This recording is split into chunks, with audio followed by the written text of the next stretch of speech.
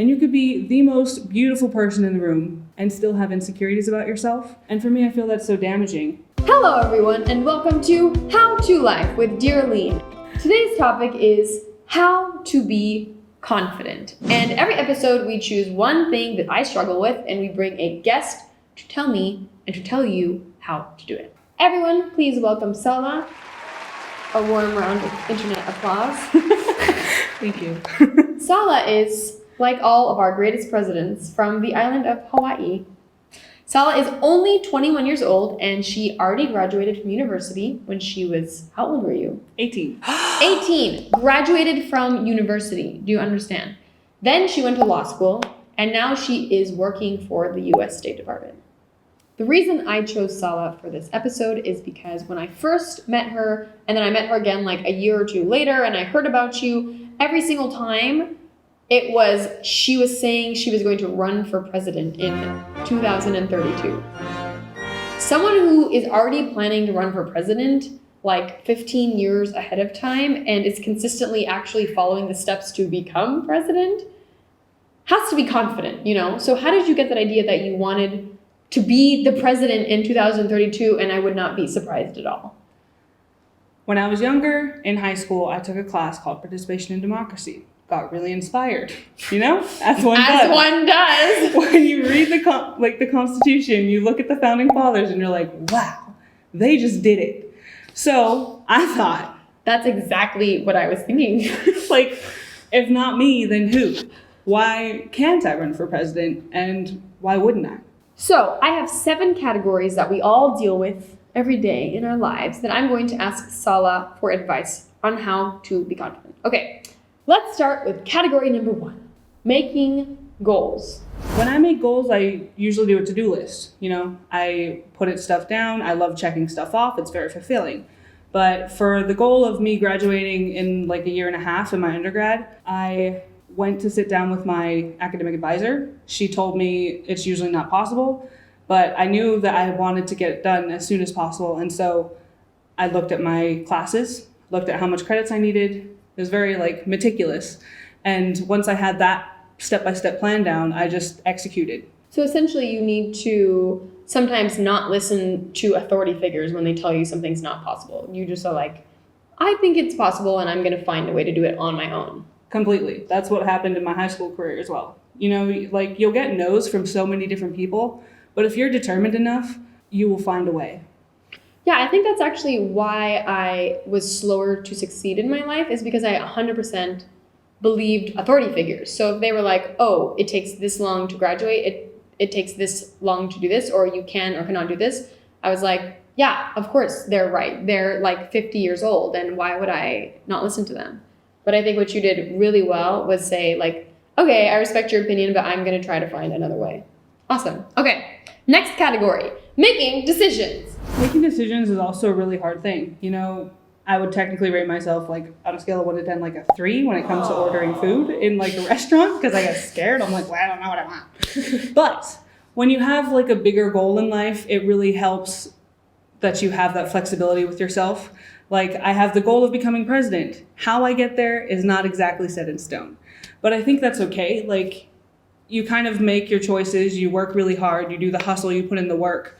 But sometimes you just have to believe in everything working out, and it does. So how do you decide something simple like this week? Should I take a trip that is free, practically, and everything's included to a beautiful historical place with a gorgeous hotel? Or should I stay at my job that's boring and work?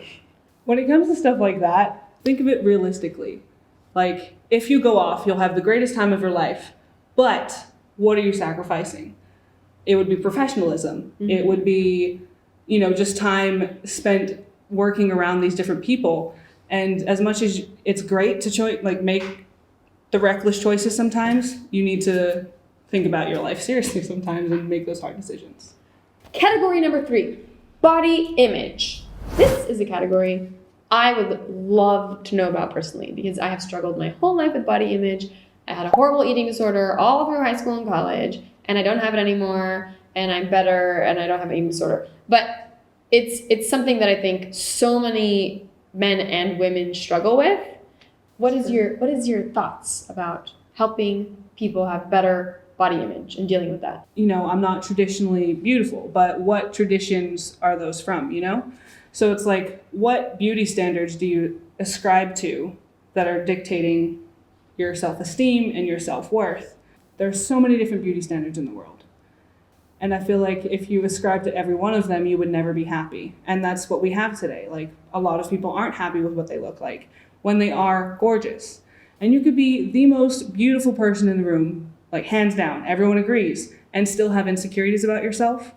And for me, I feel that's so damaging because at the very least, you deserve someone who loves you irrevocably, no matter what you look like, no matter how healthy you think you are or how great your body is and stuff like that.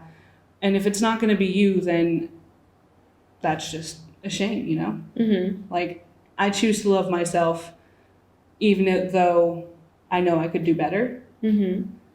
And you're not putting yourself down for that, but you're acknowledging it and you're moving on and you're trying to do better, but you still love you for you, regardless of what you look like at any point in time.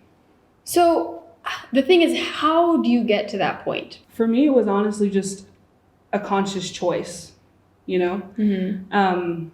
It's a process. Like, you'll continually see others and be like, I want to be like them, or I want to look like that. But if you don't choose consciously to be like, I do want to be like that, but I am happy, like I'm at peace and happy with who I am and what I look like, then I think you'll just never be content. Mm-hmm. It's an endless cycle. You just have to make that hard choice. It's hard. It takes forever sometimes, or it happens young. I don't know what happened with me. Mm-hmm. But you just do it, you know? Like Shia LaBeouf, yeah, just do it. Just do it. Just do it. Imagine a pathway in a forest.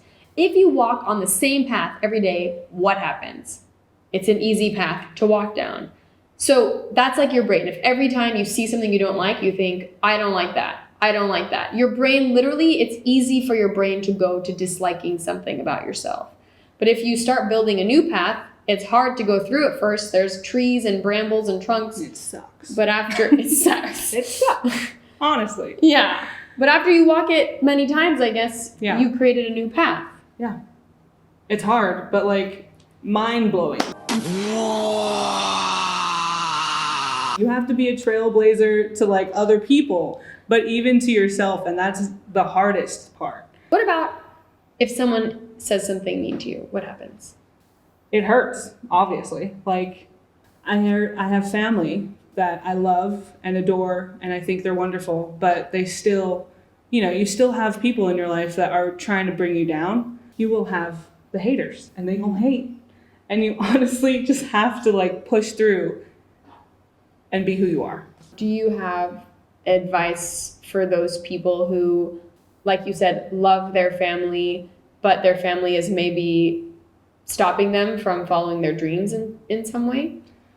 Yeah, I mean, there are a lot of different circumstances. Like, I have friends that will not leave their homes because they're the primary breadwinner, but they are capable of so much more. And that's a hard thing to consider as well, you know? Like, you can't just throw them away. Or you could, but that's just not who they are as a person. And for me, personally, like, I want to be a pillar of strength and support for my family because they've done so much for me. But when it comes to that, sometimes they'll view your choices as, you know, selfish or arrogant or like being bratty, and you just have to take that in stride. There's no other way to put it. Okay. Yeah. Category next. Making friends.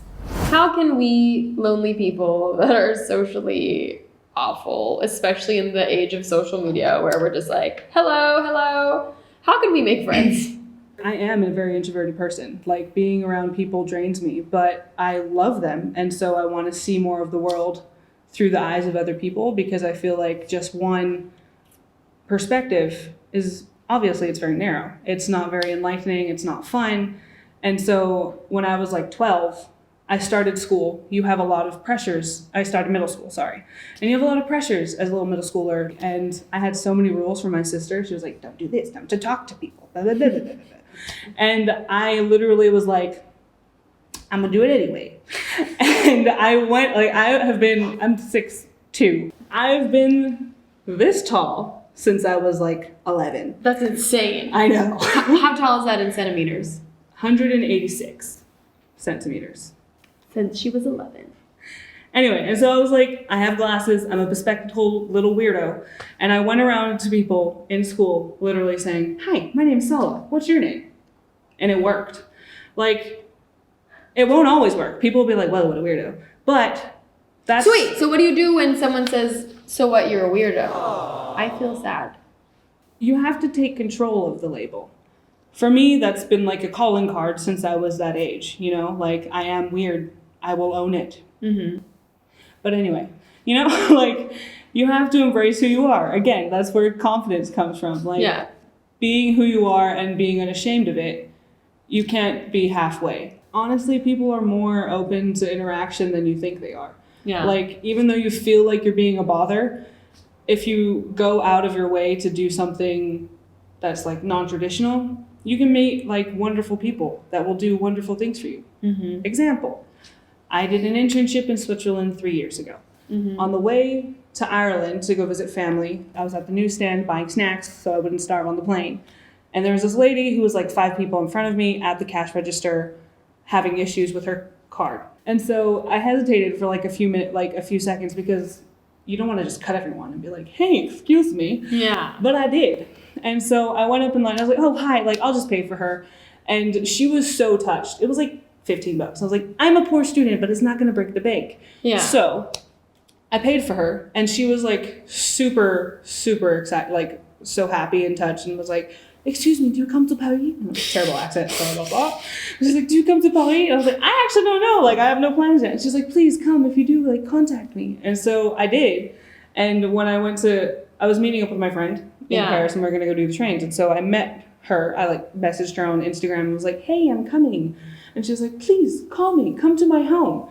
And so I did. And my family was like, don't do it. Taken was filmed in Paris. And I was like, it's fine. You just have to have faith that the world is full of great people, and they are there.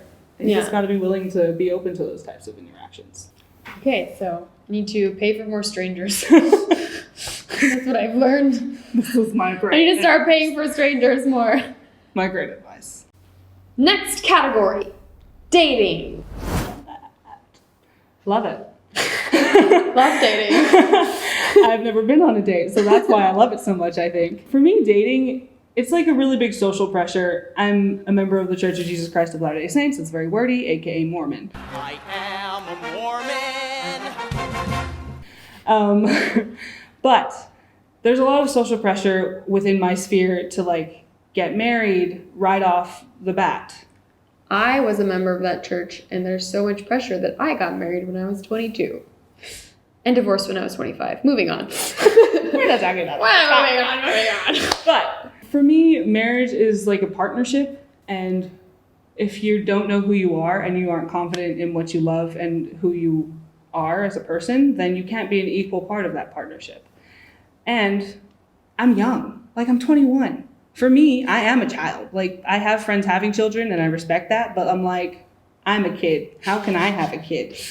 So for me, I'm focusing on my life, traveling, sleeping, which I love, school, and, you know, just other things that are very fulfilling in my life. I think your answer is awesome, because so many people like write and they're like, I don't get asked out. Like, people don't like me. So what? You didn't meet the right person. You don't need everyone to like you. You need to like yourself, and then you need one other person who you like and they like you. Just one.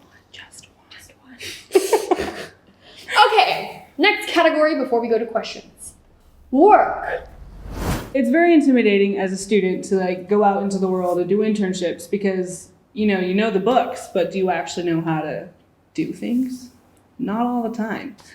But, you know, if you put in the hustle, you do the work, you know, you don't have to put all the pressure on yourself to know everything, because you don't. And so you have to be honest with that, but still work hard, and you'll do a great job. Do you get jealous of other people? No. How? Good question. I'm so good at that. For me, not being jealous comes down to being more grateful. I mean, you may have rough situations. I know, like, granted, like, everyone has their own situation. But if you honestly consider things in your life that bring you great joy and happiness, then you really, like, you've made it. For me, that's how you make it. But also, when it comes to other people's success or like wealth and health, I honestly am just like happy for them. Like, I have a lot of friends and we're all very different people. But whenever I see them doing, like, living their best life, honestly, like doing the best that they can, it just brings me happiness that they're doing, like, you know that they're happy. And so jealousy doesn't even need to come in there, you know? Okay, now we are doing the Instagram questions submitted by all of you. Okay, number 1. If you could snap your fingers and change anything about yourself, what would you change? I would not change anything. I'm great. Why would you not change anything? You have a perfect snap opportunity. I'm grateful for what I have. And I just know, you know, honestly, you have to have that mentality sometimes. Not to be arrogant, but it's just like, I'm great. And I believe that. I'm great, and I believe that. Yes. I'm practicing. I am great. How can you keep confidence even when life feels like a roller coaster ride? Confidence doesn't mean you never have your downs. I have a really weird, well, a great way of dealing with my stress and anxiety. It usually starts with, like, you know, just crying, which is great. It's very cathartic. Do recommend. And then it's another switch. Like, you've gotten it all out. You're allowed to feel that way, but it's time to get back to work. Love it. Okay. How can I find confidence even if my physical features, face and body, aren't really visually appealing? That's a difficult one because it is on, like, a very personal basis. It has to do with your self-worth. Don't worry about what anyone else says. As long as you think you're beautiful, you are. Have you ever dealt with bullies? Yes. But then again, it's just a point. You have to, like, a line in the sand you have to draw. You will be happy regardless of what other people are trying to make you feel. Stubbornness is key. How old were you when you drew that line and you stopped responding to the bullies? 7. I was very young. I know. So do you have advice for other people to deal with bullies quickly in one sentence? YOLO. YOLO. You do you, boo. It's the only person that matters in your life sometimes. Honestly, you just do something. You can't just, like, sit there and take it. Mm-hmm. When I say YOLO, I mean you do whatever you need to do to deal. Mm-hmm. When you have the lowest self-esteem possible, where do you start from? Friends. Choosing your friends is a very important thing for your confidence. If you have friends that can lift you up, even if you don't want to be, that is very important. I made some of my best friends in college by thinking, who do I see that needs a friend? Like, who else doesn't have friends? Maybe their personality is a little difficult. Maybe they're, like, not as successful at schoolwork. And those were the people who I became friends with. And those people had, like, maybe they had, like, times they were annoying or times they were this or that, but they had the best hearts ever. And they were like real friends for years, you know? How can you avoid hurting others? I think they mean making them feel worse about themselves with your confidence. If you have enough, like, humility and vulnerability when you're approaching someone, they recognize that in yourself, you know, because you're being real with them. Mm-hmm. You're confident in who you are. You're proud of that, but you're not trying to be like, oh, look at me. Like, you should like me because I like me. Okay. Thank you so much, Sala, for joining How to Lie with dear Aline. We appreciate you and everything you have shared with us here today. Thanks. Adios, me gusta!